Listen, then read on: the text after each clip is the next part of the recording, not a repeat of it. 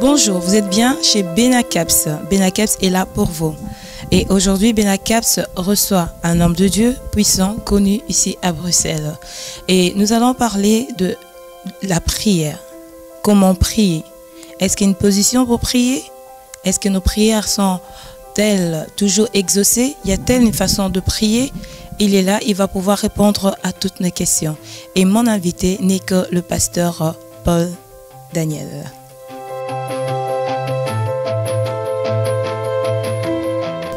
Bonjour Paul Daniel. Bonjour Maman Caps. C'est quand même étonnant que vous ne m'avez pas contredit en disant pasteur Paul Daniel. Oh, ben, vous savez, lorsque nous chassons les démons, nous les chassons au nom de Jésus-Christ. Et quand nous invoquons Jésus, nous disons Jésus. Et pourtant, c'est le roi des rois, le seigneur des seigneurs. Donc, appeler quelqu'un par son nom, sans mettre les titres, n'est pas une impolitesse. Moi, je préfère qu'on m'appelle directement par mon prénom. Et les fidèles de l'église aussi vous appellent Paul Daniel? À cause de la culture, beaucoup ont difficile, mais j'ai essayé de leur dire, appelez-moi directement par mon prénom. Merci de nous avoir reçus à l'église Zen Temple. Comme ça, tous les gens qui nous suivent peuvent voir à quoi ressemble l'église. Vraiment grand merci.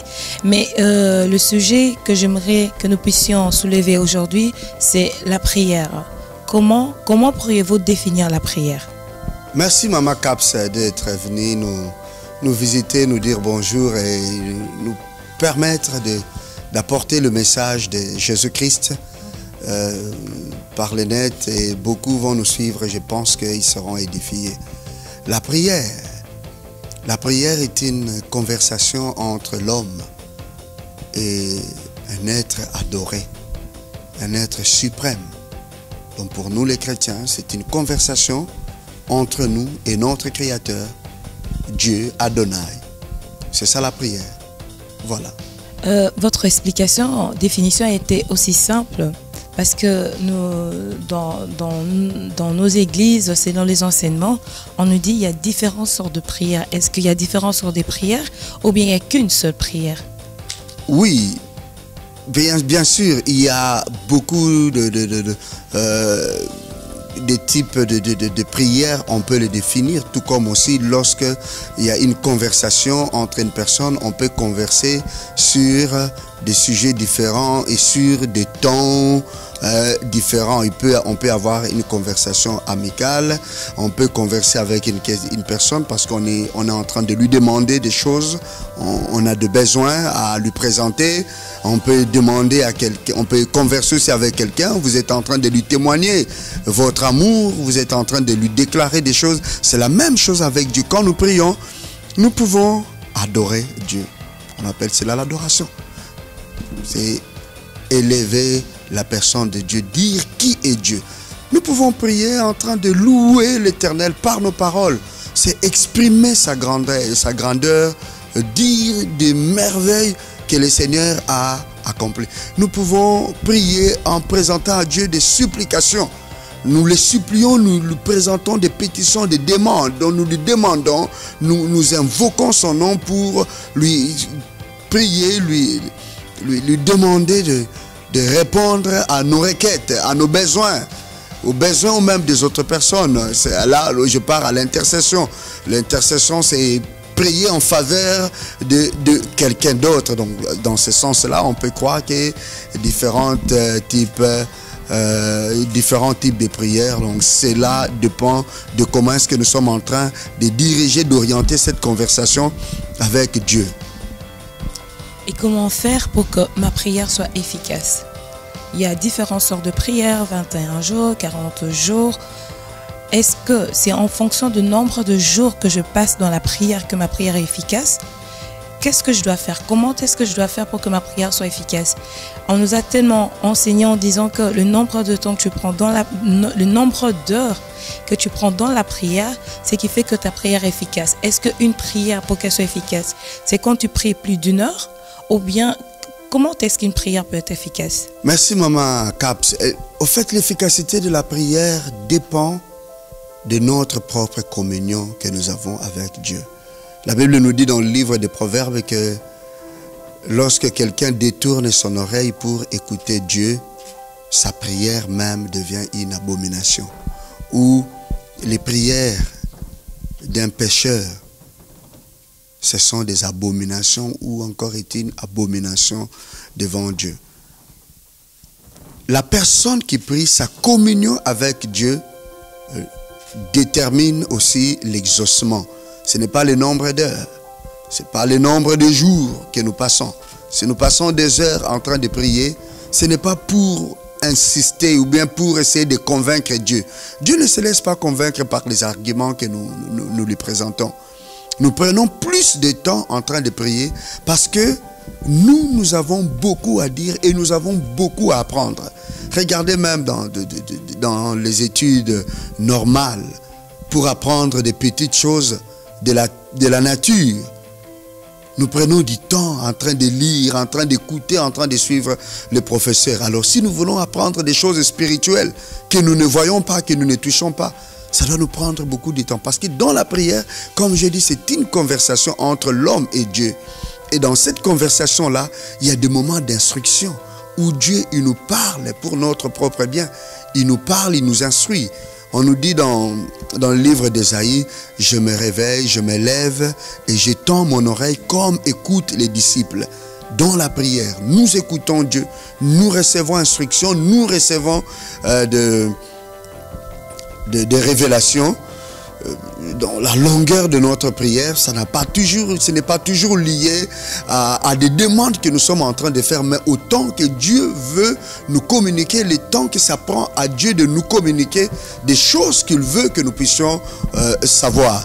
Alors, autre élément important qui peut faire qu'une prière soit exaucée ou pas, c'est les sujets. Les sujets ou la raison même de la prière. La Bible nous dit dans Jacques, vous priez, vous ne recevez pas parce que vous demandez mal. C'est dans le but de satisfaire vos convoitises, pas dans la volonté de Dieu. Quand nous prions, nous voulons simplement satisfaire nos convoitises. Là, nous ne présentons pas des besoins à Dieu, mais nous présentons nos convoitises et Dieu ne se laisserait pas incliner par nos convoitises. Il répond à nos besoins quand c'est dans sa volonté. Voilà en résumé ce que je peux dire. Est-ce qu'il y a une position spécifique, spéciale pour pouvoir prier? Nous savons que nous avons souvent l'habitude de pouvoir prier à genoux, mains levées ou de prier debout. Est-ce qu'il y a vraiment une position pour pouvoir faire la prière? Oui, merci Maman Kapinga, si vous voulez, pour la position de la prière. Nous pouvons prier dans toutes les positions. Nous pouvons prier à genoux. Paul dit dans Éphésiens, à cause de cela, j'ai fléchi les genoux devant le Père, près de qui tire leur nom toutes les familles de la terre et dans le ciel. Il dit, à genoux, j'ai fléchi mes genoux. Nous pouvons aussi prier debout. Quand nous prions dans les temples et dans les cultes, nous sommes debout. Nous pouvons même prier allongés par terre. Nous pouvons nous allonger vraiment devant le Seigneur dans la prière. Nous pouvons prier aussi en marchant. Nous pouvons prier aussi assis. Donc il n'y a pas une position définie ou stricte que l'on doit prendre pour que on dise que maintenant je suis en train de prier. On prie debout, on prie assis, on prie à genoux, on prie en marchant, on prie même en s'étendant par terre. Donc toutes les positions sont bonnes. C'est le cœur que Dieu écoute. C'est la voix que vous présentez devant Dieu que l'Éternel attend. J'aime bien la façon dont vous avez répondu en disant que la prière, c'est une relation entre Dieu et la personne. Mais qu'est-ce qui fait que dans les églises, il y a un culte qui est normalement pour 2 heures, qui peut prendre 3 heures, 4 heures, 6 heures de fois, où même les parents oublient même de pouvoir s'occuper des enfants parce qu'ils passent la majorité de leur temps à l'église. Tout ce temps passé à l'église, est-ce que c'est ça qui fait que nous avons une bénédiction à ce dont nous avons besoin? C'est ça qui fait que Dieu exauce à nos prières? C'est ça qui fait que nos vies sont transformées parce que nous passons trop de temps à l'église? Oui, Maman Kapinga, merci. Au fait, le culte que l'on fait à l'église, dans ce culte-là, il y a une partie où on prie. Quand on fait un culte, dans un culte, il y a beaucoup de choses qui se passent. Le temps que l'on passe dans le culte, ce n'est pas toujours qu'on fait la prière. Il y a la prédication, il y a la louange, il y a l'adoration, il y a les annonces, il y a des présentations, il y a beaucoup de choses. Bon, ce n'est pas cette longueur de culte-là qui fait qu'on soit consacré ou bien qu'on soit exaucé, rien du tout. Je reviens encore à vous dire, ce qui amène l'exaucement à nos prières, c'est notre consécration à Dieu et c'est le sujet, la prière, là, ou bien la raison, l'objet de notre prière et aussi la grâce, la faveur, la miséricorde de Dieu qui compte sur cela. Ce n'est pas cette longueur-là de temps de culte. Le culte, dans les cultes, il y a une partie de la prière, ce n'est pas dans tous les cultes que l'on prie. Quand on écoute la parole, on est en train d'écouter. Quand on chante, on danse, on donne des annonces, ce n'est pas toujours la prière. Il y a une partie qui est consacrée à la prière. Merci beaucoup. La Bible nous parle de notre Père. C'est une des prières que Jésus a appris aux disciples, que de pouvoir, la façon dont ils devaient prier. Pour une personne qui ne sait pas s'exprimer devant Dieu et qui prie, qui ne fait que la prière de notre Père, qui englobe tout dans le Notre Père, parce que nous trouvons l'adoration, l'humilité, la soumission dans le Notre Père. Est-ce que cette prière de notre Père, faisant par une personne tous les jours, est-ce que cette prière est exaucée? Oui, Maman Cap, c'est la prière de notre Père comme on nous l'a appris au catéchisme. En fait, moi, je prends cela comme un canevas. Ce n'est pas vraiment une prière comme telle, une pétition comme telle, mais c'est plutôt un canevas. Voici comment vous allez prier. Voici donc ce qu'il vous est autorisé de dire dans la prière. Donc, vous devez adorer notre Père qui est aux cieux, donc situé les demeures, où est la demeure du Seigneur, et que ton nom soit sanctifié. Sanctifier le nom de Dieu, nous sanctifier nous-mêmes, que ton règne vienne inviter le Saint-Esprit. Donc quand vous priez, vous, dans la prière, apprenez à inviter le règne de Dieu qui est le Saint-Esprit parmi nous. Le royaume de Dieu, le règne de Dieu parmi nous, que ta volonté soit faite sur la terre comme elle est faite aussi. Quand vous priez des choses, demandez que la volonté de Dieu, pas toujours votre volonté, ou pas même pas votre volonté, que la volonté de Dieu, il vous a autorisé de prier, de demander la volonté du Seigneur. Et pardonne-nous nos péchés, comme nous pardonnons à ceux qui nous ont offensés. Nous devons apprendre dans la prière à demander à Dieu de nous pardonner nos péchés, prier pour qu'il pardonne les péchés des autres, comme nous-mêmes aussi, nous devons pardonner à ceux qui nous ont fait du mal et que ton règne, comment donne-nous aujourd'hui notre pain quotidien. Nous devons demander à Dieu de répondre à nos besoins. Je m'excuse de dire il doit. Nous devons savoir demander à Dieu de répondre, avec nos propres mots, de répondre à nos besoins. Tes besoins ne sont pas mes besoins. Dieu les connaît, mais il veut que nous puissions lui présenter. Donc la prière de notre Père n'est pas une prière comme telle à répéter, mais c'est un canevasson des choses que Dieu nous montre. Jésus nous a montré que nous pouvons demander à Dieu. Voici ce que vous pouvez demander. Voici comment vous pouvez prier. Ce que vous pouvez élever comme requête, comme parole. Dans quelle option est-ce que vous pouvez vous présenter devant le Père? Et ce qui est de crier à l'église, parce que des fois on nous dit quand il y a l'intercession qu'il faut élever la voix, qu'il faut crier, et même des gens disent des fois que nos prières sont il y a trop de bruit pendant nos heures de culte. Est-ce que c'est ça qui fait que Dieu entend nos prières? Pourquoi ce cri pendant la prière? Oui, le cri, c'est la diligence, c'est l'instance. La Bible nous dit qu'Élie a prié avec instance. Lorsqu'on prie réellement, on prie devant Dieu, on doit le faire avec instance. La prière, c'est un acte d'insistance. On insiste. Donc le cri, c'est l'expression d'insister, d'instance. d'insister devant Dieu, de mettre de la force et de mettre du zèle dans la prière. C'est vraiment recommandé, il faut prier comme cela. Dans la douceur, Dieu peut aussi agir.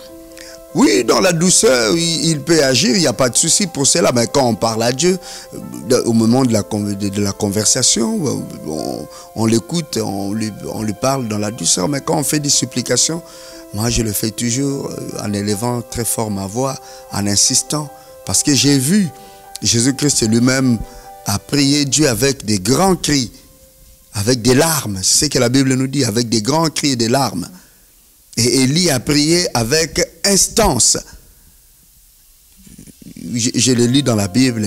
Je sens aussi quand je prie avec des cris en insistant, c'est pas que je suis motivé, je sens, je suis plus béni en ce moment-là. Donc la bénédiction vient en priant à haute voix. Pas d'une manière absolue. Même quand on est dans la douceur, la bénédiction vient aussi. Mais prier avec instance, c'est une autre dimension, c'est un autre niveau. Il faut le faire. Et que pourriez-vous dire de toutes ces personnes qui viennent à l'église, qui sont là matin, midi, soir, quand il y a conférence, qui sont là, quand il y a séminaire, ils sont là, quand il y a jeûne et prière, ils sont là, et que leur vie ne change pas. Et le fait de venir à l'église pensant qu'il y aura la paix, même dans leur foyer, dans leur maison, mais ce n'est pas le cas. Ils viennent, ils font tout ce que le pasteur dit de faire, de jeûner autant de jours, mais il n'y a pas de changement dans leur vie. Le problème, c'est l'autorité spirituelle qu'ils ont. Le problème, est-ce que c'est le fidèle? Qu'est-ce qui peut être le problème? Merci, Maman Caps. En fait, le problème, c'est il y a différents cas. Nous pouvons voir la parole de Jésus-Christ qui parlait de deux personnes qui sont allées prier dans le temple. L'un était en train de dire, voilà, moi je jeûne 2 fois, je donne la dîme de cela, je ne suis pas comme ces pécheurs. La Bible nous dit que Dieu ne l'a pas exaucé. Et l'autre qui ne parvenait même pas à lever sa tête parce qu'il considérait qu'il était un grand pécheur et qui priait, qui gémissait au fait au-dedans de lui, disant « Aie pitié de moi ». La Bible nous dit, Jésus nous dit que cet homme est rentré en paix chez lui et Dieu l'avait exaucé. Passer du temps dans les temples, passer du temps en train de prier, cela ne nous dit pas absolument ce que tu as dans le cœur. Qu'est-ce que tu demandes à Dieu? Comment est l'état de ton cœur? La parole de Dieu nous montre que David avait quitté son lit, il s'est couché par terre pour jeûner afin que son fils, qu'il venait d'avoir avec Bathsheba, un fruit du péché, ne puisse pas mourir. Mais Dieu n'a pas exaucé cette prière de David. Quand même, il a passé des jours et des nuits en train de prier par terre, en train de jeûner. En fait, c'est que Dieu veut que nous puissions avoir un cœur docile. La Bible nous dit, si vous êtes docile, vous allez manger les bons fruits du pays. Et la Bible nous dit aussi que l'obéissance vaut mieux que le sacrifice. On peut se presser d'aller offrir des sacrifices, de passer du temps dans le temple en train de jeûner pour essayer de forcer la main de Dieu. Mais quand notre cœur n'est pas obéissant, quand notre cœur n'est pas sincère devant le Seigneur, tout ce temps-là que nous passons, ça ne lui dit rien. Parce que l'obéissance vaut mieux que le sacrifice. Prier, jeûner, tout cela, c'est un sacrifice. Mais quand nous avons un cœur indocile, un cœur insoumis, nous ne pouvons pas forcer Dieu à suivre notre voie. C'est à nous de suivre sa voie. Donc, quand la vie de ces gens-là n'est pas changée, parce que ils ont passé du temps dans la prière, on le voit jeûner, répondre aux appels du pasteur, ils doivent eux-mêmes sonder leur cœur et voir quelle est la manière dont ils entretiennent les relations d'abord avec le Saint-Esprit. Quelle est leur relation avec le Saint-Esprit?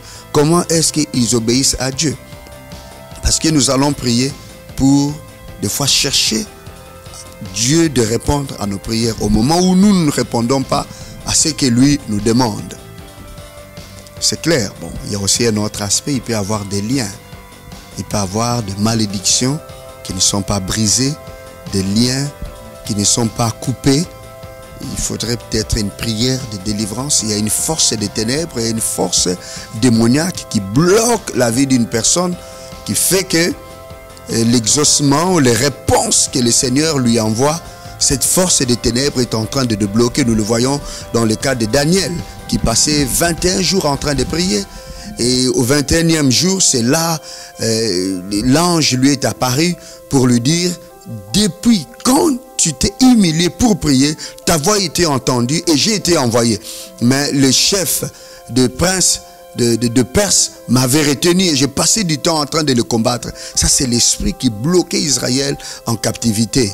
Et les prières de Daniel étaient justement la sortie de la captivité. Donc c'était une force des ténèbres, un esprit qui s'opposait au travail que Daniel était en train de faire. C'était une malédiction là. À cause du péché, Daniel, quand il a passé le temps en train de supplier Dieu, de confesser ses péchés, le péché de ses chefs, le péché des sacrificateurs, le péché de ses pères, quand il a fait ce travail-là, Dieu a pardonné, cette puissance a été vaincue. Il y a aussi des malédictions qui ne sont pas brisées. Il y a aussi des liens, des forces de mal, des démons qui sont là. Et ils ont le droit, à cause des alliances et des pactes qui sont dans nos vies.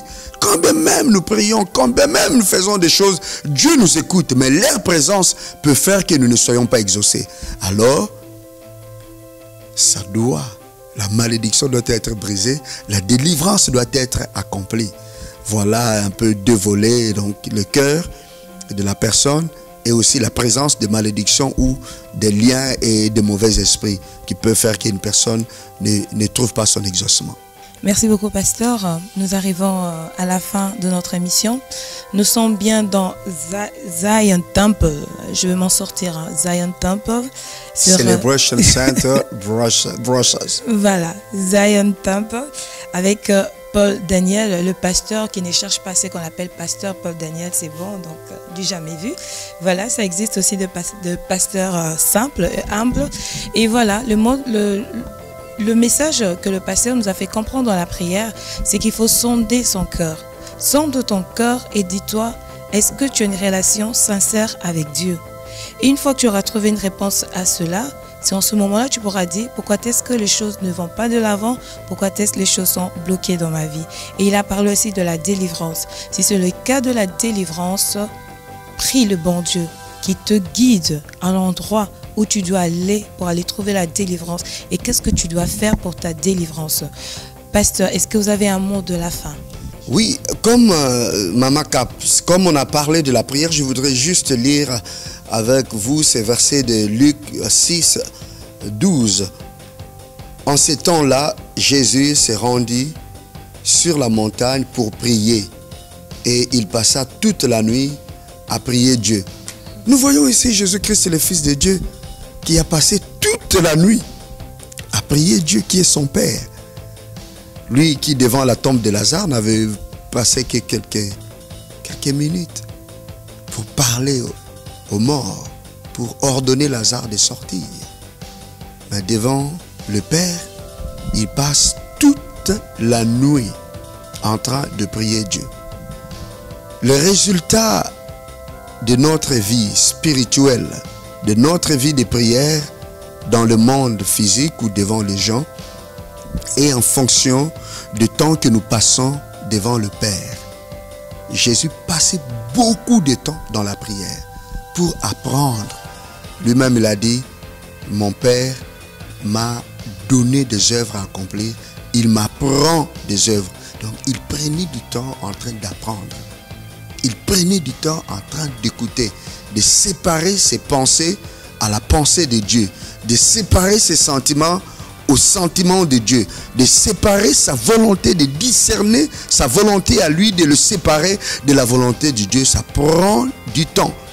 Et quand on passe du temps devant Dieu, on est revêtu de son autorité, on est revêtu de sa puissance, on est revêtu de sa faveur. Il déploie sa puissance sur nous. Et quand nous nous présentons devant des situations, des maladies, des situations de démons, là nous passons peu de temps. Plus nous passons du temps devant Dieu, moins nous passons le temps devant les problèmes devant les obstacles, devant le combat, devant le problème que les gens nous présentent. Voilà ce que je peux dire par rapport à la prière. La prière est une clé importante dans la réponse à nos problèmes et nous ne devons jamais négliger la prière dans le ministère. Que le Seigneur vous bénisse. Merci beaucoup, Bishop Daniel. Quand on dit Bishop, ça veut dire derrière vous, vous avez beaucoup de disciples, des hommes de Dieu que vous encadrez, que vous gérez. Et ce qui me touche beaucoup, c'est votre simplicité. Simplicité, vous ne tenez pas à votre titre, mais juste votre prénom suffit pour qu'on puisse vous appeler, qu'on vous nomme. Et ça, il faut garder ce côté humble. L'Éternel Dieu vous bénira. Et nous sommes arrivés à la fin de notre émission. Et c'était bien, nous avons bien parlé sur la prière. Et l'homme de Dieu a dit que même Jésus priait. Donc, ce qui veut dire que nous devrons prier pour pouvoir réussir dans notre vie. Que l'Éternel Dieu vous bénisse abondamment. C'était bien Benacaps.